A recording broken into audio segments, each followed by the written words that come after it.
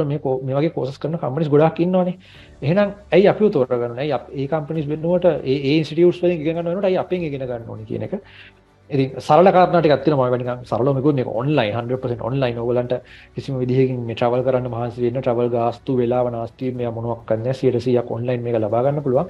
නමුත් ඊට වඩා අපි මම ටාගට් කරන්නේ අපිට අවශ්‍ය කරන ඒ ස්කිල්ඩ් වර්ක් ෆෝස් එක. ඒ කියන්නේ අපිට හයර් කරන්න සුදුසු කෙනෙක් හදාගන්න තමයි මේ කෝස් එක කරන්නේ.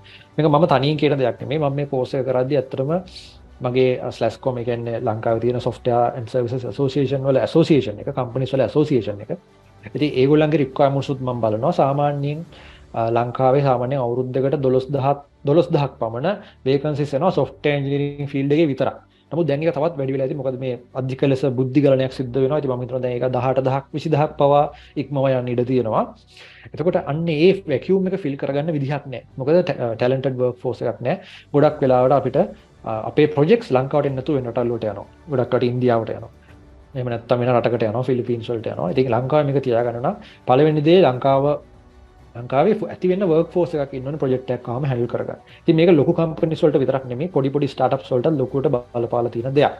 ඉතින් මේ ලොකු ආයතන වලින් මම නිතරම ඒගොල්ලොත් එමගේ යාළුවෝ ඉතින් මම කතා කරලා අහනවා මොනවද ඔයගොල්ලෝ ටාගට් කරන ඩෙවලොප්මන්ට් ටෙක්නොලොජිස් මොනවද? වැඩිපුර මේ දවස්වල යන ටෙක්නොලොජිස් මූව් වෙන්නේ මොනවද කියලා. අපි කරන ඒවාට අමතරව. ඉතින් ගොඩක් අය හොයන්නේ ෆුල් ස්ටැක් ඩෙවලොපර්ස්ලා open source based වැඩ කරන කට්ටිය. ඊට අමතරව විවිධ cloud platforms වල වැඩ කරන කට්ටිය හොයනවා. ඊට පස්සේ back end front end වල අපි දන්නවා Vue.js, React, Angular ඒ වගේ specific technologies කීපයක් තියෙනවා. Node ඊට පස්සේ back end ගහම Node.js, උතර PHP, Python based Django ඒ වගේ කීපයක් අපේ රටේ ටාගට් වෙනවා. නමුත් වැඩිපුරම ටාගට් වෙන ටෙක්නොලොජිස් තමයි අපි මේ පාඨමාලාවේ කවර් කරන්නේ. ඉතින් මේ පොඩි සර්වර් එකක් එක්ක තමයි අපි එන්නේ ඉස්සරහට. ඒ ඔස්සේ ඔයගලන්ට ලේසියෙන්ම මොනවද ෆ්‍රේම්වර්ක්ස් වැඩියෙන්ම භාවිත කරන ෆ්‍රේම්වර්ක්ස් මොනවද සහ ඒ ෆ්‍රේම්වර්ක්ස් වලින් කොහොමද වෙබ් ඇප්ලිකේෂන්ස් හදන්නේ කියන එක අපි කතා කරනවා. ඉතින් මුලින්ම මේ build a skilled workforce කියන එක තමයි අපි ටාගට් කරන්නේ. මොකද ඉන්ටර්විව්ස් වලට ගියාම සාමාන්‍යයෙන් 100 දෙනෙක් ආවොත් 95ක් විතරම 90ක් විතරම ඉන්ටර්විව්ස් වලින් රිජෙක්ට්. ඉතින් අපි වෙබ් ඩිසයින් පාඨමාලාවට සහභාගී වෙච්ච අයත් මෙතන ඇති. ඒගොල්ලෝ දන්නවා මේ ඉන්ටර්විව් එකක් මොන වගේද වෙන්නේ කියලා. මොකද අපි මොක් ඉන්ටර්විව්ස් කරනවා මේ පාඨමාලාවේ. මොක් ඉන්ටර්විව්ස් කිව්වට ඇත්තටම අසයින්මන්ට්ස්. ඉතින් ඒ වගේ අසයින්මන්ට් එකක් අපි කරා ඒගොල්ලන්ට. එතෙන්දී අපි ඇත්තටම ජොබ් ඉන්ටර්විව් එකකට ගියාම කොහොමද ඔයගොල්ලන්ගේ ඉන්ටර්විව් වෙන්නේ කියන එක ලයිව් කෝඩින් සෙෂන් එකක් ඔයගොල්ලන්ට දීලා ලයිව් ක්වෙස්චන්ස් දීලා ඒ වෙලාවෙම ඔයගොල්ලන්ගේ ස්ක්‍රීන් එක මොනිටර් කරලා අපි උත්තර ගන්නවා. දැන් මේවා කිව්වම බය වෙන්න එපා. මේවා කරන්න පුළුවන් තැනට අපි ඔයගොල්ලන්ව ගේනවා. නමුත් ඒ අත්දැකීම ඔයගොල්ලන්ට ලබා දෙන එක මොන වගේ අත්දැකීමක්ද කියලා. ඒතකොට ඔයගොල්ලන් අර රිජෙක්ට් වෙන එක අඩු කරන්න. ඒ අත්දැකීම කලින් දන්නවනේ මෙහෙම දෙයක් තමයි වෙන්නේ කියලා. අන්නේ එතන තියෙන චකිතය එහෙම නැත්නම් රිජෙක්ෂන්ස් අඩු කරලා ඔයගොල්ලන්ට අවශ්‍ය දැනුම ලබා දීලා ඒ වගේ හයි ඩිමාන්ඩ් පොසිෂන් එකකට පවා ඔයගොල්ලන්ට බය නැතුව try කරන්න.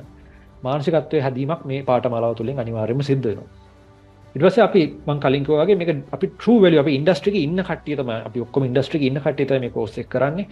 ඉතින් on demand highest moving on demand knowledge එක කොහොමද practically implement වෙන්නේ කියන එක areas ගණනාවක් cover කරමින් අපි ඔයගලන්ට උගන්වනවා. ඒ කියන්නේ අපි මේකෙදි website optimization කතා කරනවා. high performance website handle කරනකොට load testing කරන විදිය කතා කරනවා. database query optimization කතා කරනවා. ඊට අමතරව කියන්නේ මම කියන්නේ application development කියන්නේ application එකක් හදනවට අමතරව ඒකත් එක්ක security aspect එක කතා කරනවා. ඉතින් මේ වටේ පිටාවේ තියෙන technologies techniques ගණනාවක් එක්ක තමයි මේ සම්පූර්ණ knowledge එක ඕගලන්ට එන්නේ. ඉතින් ඒක තමයි අපි මේ පාඨමාලාව කරන්න මූලික හේතුව. අපිට මේ knowledge එක දෙන්න පුළුවන්. දීලා ලංකාවට අනිත් පැත්තට සහ අපේ ආයතන වලට අවශ්‍ය කරන man power එක හදා ගැනීම තමයි අපේ අරමුණ.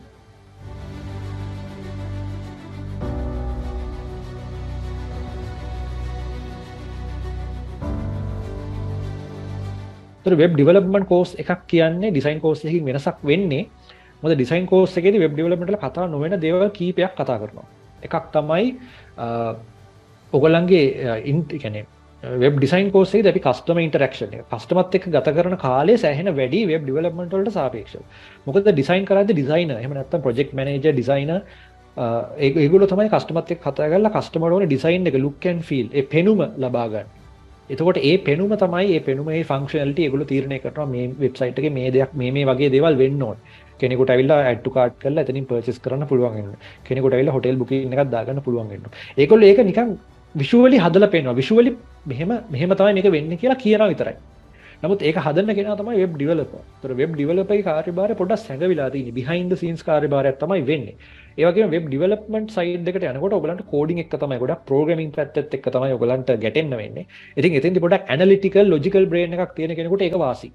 ඉතින් තමන්ට තියෙන ඇනලිටිකල් ලොජිකල් මැතමැටිකල් බ්‍රේන් එකක් නම් ඔයගලන්ට මේක ලේසියෙන්ම අල්ල ගන්න පුළුවන්. හැබැයි එහෙම නැහැ කියලා පසුබට එන්න එපා. මොකද මේවා ඔක්කොම මිනිස්සු විසින් හදපු ටෙක්නොලොජිස්. මේවා නැචරල් සයන්ස් නෙමෙයි.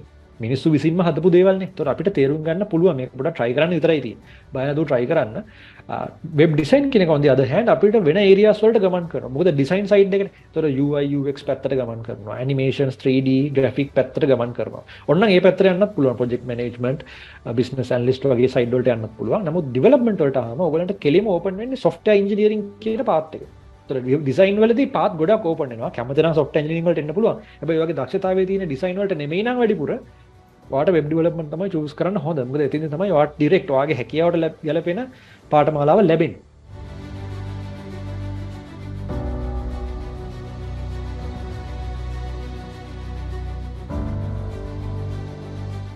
දැන් සාමාන්‍යයෙන් ඔයගලන්ට ඊළඟට මම කියන්න බලාපොරොත්තු වෙන්නේ මේ what is web development කියලා. ඒතකොට what is web development කියන එක ගත්තාම ඔක නිකන් definition එක book definition එක ගත්තොත් මේ web development is the act of building and maintaining websites for the internet or intranet. Examples of website you might build would include blogs, personal pages, e-commerce source. ඕනෙම website එකක් ඕනෙම ආකාරයක website එකක් මේ web development කියන ගණිතයට වැටෙනවා. ඒතකොට development කිව්වහම අර design aspect එකට වඩා technical පැත්ත තමයි කතා කරන්නේ. කොහොමද මේකේ code එක ලියවෙන්නේ, කොහොමද database එකක් එක්ක සම්බන්ධ වෙන්නේ, කොහොමද server side script එකක් වැඩ කරන්නේ වගේ දේවල්. එතනින් එහාට ගිහිල්ලා මම විස්තර කරනවා මේ මෙන්න මේ mean, mern, lamp, vamp, ruby on rails කියලා වචන ටිකක් තියෙනවා. මේක ඔයගලන්ට එකපාරට ධාරණය වෙන්න එකක් නැති වෙයි. අපි මේ පාඨමාලාවේ කතා කරන්නේ මෙන්න මේ දෙක. මෙන්න මේ දෙක තමයි වැඩිපුර කතා කරන්නේ. ඒකිනුත් vamp කියන එක තමයි ගොඩක්ම කව වෙන්නේ. නමුත් lamp, vamp පැත්තේ තමයි අපි ගොඩක් කතා කරන්නේ. එතකොට මේකේ මෙතන පළවෙනි අකුරෙන් කියන්නේ OS එක, කියන්නේ Linux or Windows. ඊට පස්සේ web server එක Apache කියලා තමයි අපි සඳහන් කරන්නේ. Nginx කියලා තව server එකක් තියෙනවා. ඊට පස්සේ M කියන්නේ MySQL database එක, P කියන්නේ PHP. ඒතර ඔය technology stack එක තමයි mainly කතා කරන්නේ. මේ තියෙන තවත් තියෙන technology stacks. නමුත් දැනට මේවට ලොකු ඉල්ලුමක් දකින්න නැති නිසා මේවා ලෝකේ ලොකු ඉල්ලුමක් තියෙනවා. නමුත් ලංකාව තුල ලොකු ඉල්ලුමක් දකින්න නැහැ. කීප දෙනෙක් පාවිච්චි කරන්නේ නැත්තේ නෑ. ඒක growing.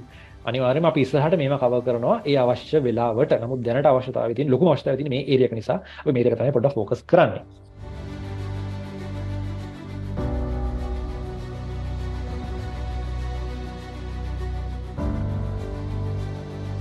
සාමාන්‍යයෙන් ඉන්ටර්න් කෙනෙක් විදිහට ඔයගොල්ලන්ගේ ෆස්ට් ජොබ් එක විදිහට ඔයගොල්ලෝ යම් ෆස්ට් ජොබ් එක නේ ඊට කලින් ට්‍රේනින් පීරියඩ් එකක් තියෙනවා. ඒක තමයි ඉන්ටර්න් කියලා කියන්නේ. ඉන්ටර්න් කෙනෙක් විදිහට යම් කිසි කම්පැනි එකක ජොයින් වෙද්දී සාමාන්‍යයෙන් ලංකාවේ සිටිත දැන් සාමාන්‍ය ස්ටෑන්ඩඩ් එක මිනිමම් 20,000 වගේ ඉඳලා තමයි පටන් ගන්න. සාමාන්‍යයෙන් 25,000 to 40,000 වගේ ඉන්ටර්න්ෂිප් පීරියඩ් එකේදී ඔයගොල්ලන්ට ආදායමක් උපයන්න පුළුවන්. නමුත් සමහර above average කියන්නේ exceptional cases තියෙනවා. ඒ කියන්නේ හොඳම intern කෙනෙක්ව identify වුණොත් ඒගොල්ලන්ගේ interview එකකදී සාමාන්‍යයෙන් 60,000 80,000 පවා වුණත් යන්න පුළුවන්.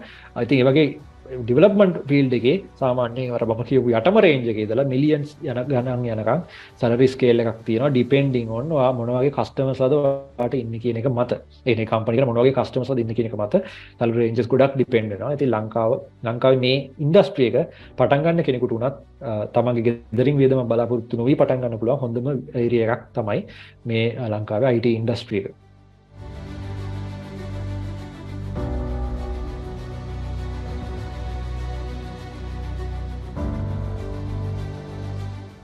ඊට පස්සේ මොනවද මේ පාඨමාලාව අපි ඉගෙන ගන්න කියන එක කතා කරමු. නුවන් මෙතෙන්ද වගේ අදහස් ඇතුළත් කරන්න අවශ්‍ය නම් මොකද අපි ඉස්සරහට කතා කරන්න තියෙනවා සිලබස් එක සම්පූර්ණ එක්ස්ප්ලেইন කරා. නමුත් මෙතෙන්දවත් වාට අදහසක් තියෙනවා නම් මට කියන්න.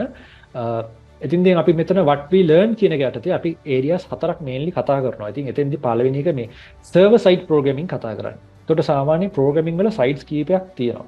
දැන් මේ පාඨමාලාවේ මෙන්න මේ line එක සෑහෙන වැදගත්.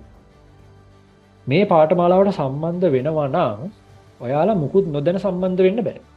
මේ පාඨමාලාවට තියෙනවා prerequisite එකක්. ඒ කියන්නේ කලින් දැනගත යුතු දේවල් කීපයක්. ඔයාලට යම් කිසි idea එකක් තියෙන්න ඕනේ HTML and CSS ගැන. ඔයගලන්ට කිසිම idea එකක් නැත්නම් HTML and CSS ගැන මේ පාඨමාලාවට සම්බන්ධ වෙන්න එපා. හරි ඒක මම පැහැදිලිව කියනවා මේ පාඨමාලාවට සම්බන්ධ වෙන්න එපා. HTML and CSS අධ්‍යයනය කරලා එන්න. ඒක කරන්න අවශ්‍ය නම් අපිත් එක්ක අපේ වෙබ් ඩිසයින් පාඨමාලාවේ දෙවෙනි කොටස පටන් ගන්නවා මේ 20 පෙබරවාරි 27 මේ මාසේ 27 වෙනිදා වෙබ් ඩිසයින් පාඨමාලාව පටන් ගන්නවා දෙවෙනි බැච් එක. ඒකේ අපි ඔන්න ඔය ටික HTML CSS ටිකේ ඉඳලා තමයි කවර් කරන්නේ. ඒතර ඩෙවලොප්මන්ට් වලට වඩා ඩිසයින් පැත්තේ ඉඳලා එන නිසා ඒ බෑග්ග්‍රවුන්ඩ් එක නැති කෙනෙක් HTML CSS දන්නේ නැති කෙනෙක් ඒ පාඨමාලාවට සම්බන්ධ වෙන්න මේකට සම්බන්ධ වෙන්න එපා. ඒතර අනිවාර්යයෙන් මේකට එද්දි ඒ දැනුම තියෙන්න ඕනේ. JavaScript මම කියනවා යම් කිසි දැනුමක් තියෙන එක ප්ලස් එකක්. ඒක බෝනස් එකක්. JavaScript දැනුමක් තියෙන එක. නමුත් මේකෙදිත් අපි JavaScript මේ පාඨමාලාවේ අවශ්‍ය කරන ඇප්ලිකේෂන් එක ඩෙවලොප් කරන්න කතා කරනවා ඒ ප්‍රමාණයට. නමුත් මේකේ මූලිකවම අපි කවර් කරන්නේ මේ සර්වර් සයිඩ් එක. ඒ කියන්නේ back end development එක.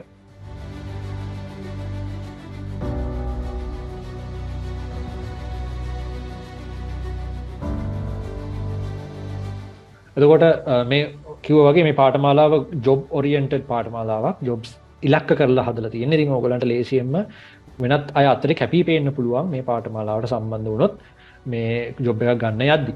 ඊට වගේම මේකට සර්ටිෆිකේෂන් එකක් අනිවාර්යෙන් ලැබෙනවා. ජාත්‍යන්තරව පිළිගත් බැජර් ආයතනයෙන් ඔයගලන්ට ඩිජිටල් ක්‍රෙඩෙන්ෂල් එකක් හම්බ වෙන්නේ. ඒතකොට මේ ඩිජිටල් ක්‍රෙඩෙන්ෂල් එක ඔයගලන්ට සෝෂල් මීඩියා වල ෂෙයා කරන්න පුළුවන්. නැත්නම් QR කෝඩ් එකකට අරගෙන ඔයගලන්ගේ CV එකට print කරගන්න පුළුවන්. ඒතකොට කවුරු හරි ඒක ස්කෑන් කරොත් හරි නැත්නම් සෝෂල් මීඩියා වල ඒකට ක්ලික් කරොත් හරි ඔයගලන්ට third party company එකකින් third party certification body එකකින් verify කරනවා ඔයගලන්ගේ මේ පහතිකේ ඔයගොල්ලෝ මේ පාඨමාලාවේ මෙන්න මේ දේවල් කරා මෙන්න මේ සාමර්ථ්‍යය ගත්තා කියන එක අපි නෙමෙයි කියන්නේ third party company එකක් ඔයගොල්ලන්ගේ පාඨමාලාව මොනිටර් කරලා ඒක ඔයගලන්ට ලබා දෙනවා.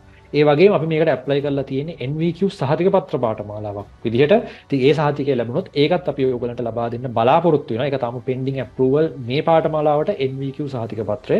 ඒක ලැබුණොත් ඔයගලන්ට ඒක බෝනස් එකක් විදිහට additional qualification එකක් විදිහට ඒකත් ලැබෙනවා. නමුත් අනිවාර්යයෙන්ම digital credential එක ලැබෙනවා. ඒක valid ඒක ඕන තැනක පිළිගන්න සහ ආයතනයට ගිහිල්ලා ඔයගලන්ට මේ වැඩේ කරා කියලා ඔප්පු කරන්න පුළුවන් හැකියාව තියෙන දෙයක්. ඊට පස්සේ ඒ වගේම අපි දැන් ඔප්පු කරන්න කියන්නේ අපි දැන් මේකේ කරන assignments ටික අපි කරන ප්‍රොජෙක්ට් එකේම අනිවාර්යයෙන්ම ඔයාලා GitHub එකේ වෙබ්සයිට් එක හොස්ට් කරලා තිබ්බා කියන්නේ ටැග් ගාලා වලට පෙන්වන්න පුළුවන්. ඒක කරන්න ඕනේ. නැත්නම් වැඩන්නේ අපි කරන assignments ටික ඔක්කොම කරා නම් අනිවාර්යයෙන්ම ඔයාලට පෙන්වන්න දෙයක් ඉදිරියලා තියෙනවා. මේ පාඨමාලාවත් එක්ක යද්දී මේ විවිධ අවස්ථාවලදී ඔයගොල්ලෝ හදන මේ පාඨමාලාව ඇතුළේදී හදන දේවල් ඔයගොල්ලෝ GitHub එකේ ඊට අමතරව අවසානයේදී අපි ලබා දෙන සර්වර් එකේ හොස්ට් කරලා ඒ ලින්ක් එක දෙන්නාම ඒකෙන් ඔයගොල්ලන්ගේ හැකියාවන් බලා ගන්න පුළුවන්. ඒතර කිසිම සැකයක් බයක් තියාගන්න එපා වෙරිෆිකේෂන් එක පැත්තේ. ඊට පස්සේ pair programming කියලා concept එකක් අපි මේක හඳුන්වා දෙනවා. ඇත්තටම නුවන් තනියෙන්වත් නෙමෙයි මමත් තනියෙන්වත් නෙමෙයි. අපි දෙන්න එකතු වෙලා මේක කරන්නේ. එතකොට දෙන්නෙකුගේ මොළ ගැටිලා දෙන්නෙකුගේ අදහස් වලින් තමයි මේක ඉස්සරහට යන්නේ. ඊට අමතරව ඕගලන්ටත් conversation එකට සහභාගී වෙන්න පුළුවන් අපිත් එක්ක. ඒතකොට මේ සියලු දෙනා අතර වෙන දැනුම හෝමාරුවක් විදිහට තමයි මේක ඉස්සරහට යන්නේ. ඉතින් programming වලදී විශේෂයෙන්ම pair programming කියන concept එක use වෙනවා. තනි පුද්ගලෙක් කෝඩ් කරනකොට දෙන්නෙක් කෝඩ් කරද්දී එන වැරදි ප්‍රමාණය අඩුයි සහ වඩා efficient විදිහට කෝඩ් එක ලියවෙනවා කියලා අදහසක් තියෙනවා. ඉතින් ඒකත් පොඩ්ඩක් ඕගලන්ට ඒ experience එකත් මේක හරහා ලැබෙනවා. ඒක ඇත්තටම කියන්නේ ප්‍රැක්ටිකල් එක්සැම්පල්ස් කියන කියන්නේ අපි සමහරකට පැයක් දෙයක් මහන්සියලා ඉන්නකොට කමන්නේ. අනික් ඩෙවලොපර් කෝල් එකක් දීලා අහපුවම සමහරට එයා ඒක දන්නවා. මේ බග් එක ආවේ කොහොමද කියලා. ඒතර කියන්නේ දෙන්නෙක් තුන් දෙනෙක් ටීම් එකක් වැඩ කරන එකේ තියෙන වැදගත්කම මේකයි. අනිවාර්යයෙන්. ඊට පස්සේ මේක කිව්වොත් වගේ මේකෙන් ඔයගලන්ට මේක software engineering path එකට එහෙම නැත්නම් මෙතනින් හැර front end developer කෙනෙක් විදිහට හරි ඉස්සරහට move වෙන්න අර coding ගැන හොඳ idea එකක් ගන්න පුළුවන්. ඒ ටිකක් තමයි මේ පාඨමාලාව.